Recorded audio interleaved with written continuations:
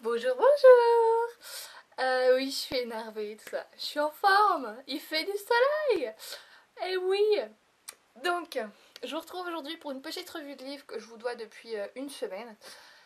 C'est sur Sors de ce corps, William, de David Safier. Waouh, ça fait très beau.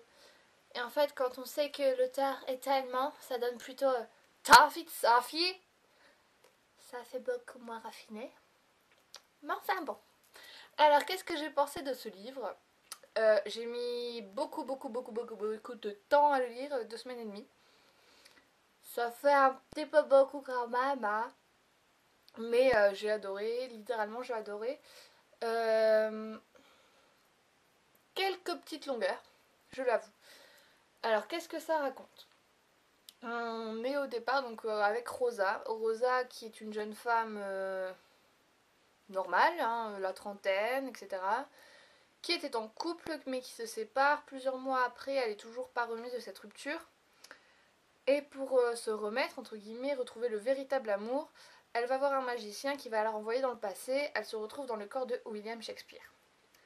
Donc forcément, il commence à avoir une cohabitation puisque les deux esprits sont dans le même corps, donc elles se parlent, etc. Donc c'est bien fait. C'est vraiment très drôle. Il y a certains passages, bon, je me roulais pas par terre, hein, mais ça fait sourire quand même. Franchement, j'ai adoré l'écriture. On a l'impression par contre de le lire très très vite. Et en fait, quand on regarde le nombre de pages, on fait hein, mais j'ai lu que 3 pages. Comment ça se fait? Voilà, c'est le seul truc qui m'a extrêmement gênée. Alors qu'on a l'impression que l'écriture est fluide, que ça c'est tout seul, et finalement non. Et ça m'a extrêmement déçue. Pour les personnages, ils sont William autant que Rosa sont très attachants. Bon, il y a certains trucs qui seraient à vérifier sur William Shakespeare. Je suis pas sûre que tout soit vrai, mais bon, voilà.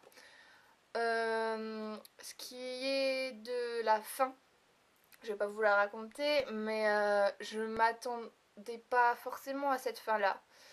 Mais c'est une bonne fin quand même, et il y a un petit clin d'œil en fait à la fin. On retourne un petit peu au début. Pour ceux qui l'ont lu, vous comprendrez sûrement. À part si vous n'avez pas vraiment fait attention. Voilà, c'est assez vraiment bien fait. Assez vraiment bien fait. C'est assez bien fait, vraiment. C'est mieux dans ce sens-là. Ma note, elle est de 9 sur 10. Parce que ça aurait peut-être mérité l'écriture d'être... Enfin, l'écriture, en fait, je l'ai bien aimée. J'ai du mal à définir ça. L'écriture, je l'ai bien aimée. Mais c'était juste le truc, j'ai l'impression d'avoir mis 3 ans à le lire ce livre alors que je l'aimais bien. Et ça m'a vraiment beaucoup gênée. Je sais pas comment ça se fait. Ah, pas compris, moi. Moi, pas avoir compris. Non, pas compris. Enfin bon, c'est pas grave. Donc voilà, donc 9 sur 10. Je vous le recommande vraiment. Je vais essayer de lire Maudit Karma prochainement si je le trouve. Je verrai bien, la prochaine fois que je vais en librairie ou si je le trouve en occasion, je verrai bien.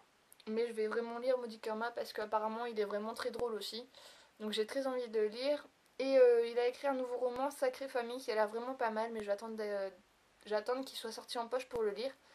Ça a l'air bien drôle. Et franchement, à mon avis, cet auteur-là, il fait des bons trucs.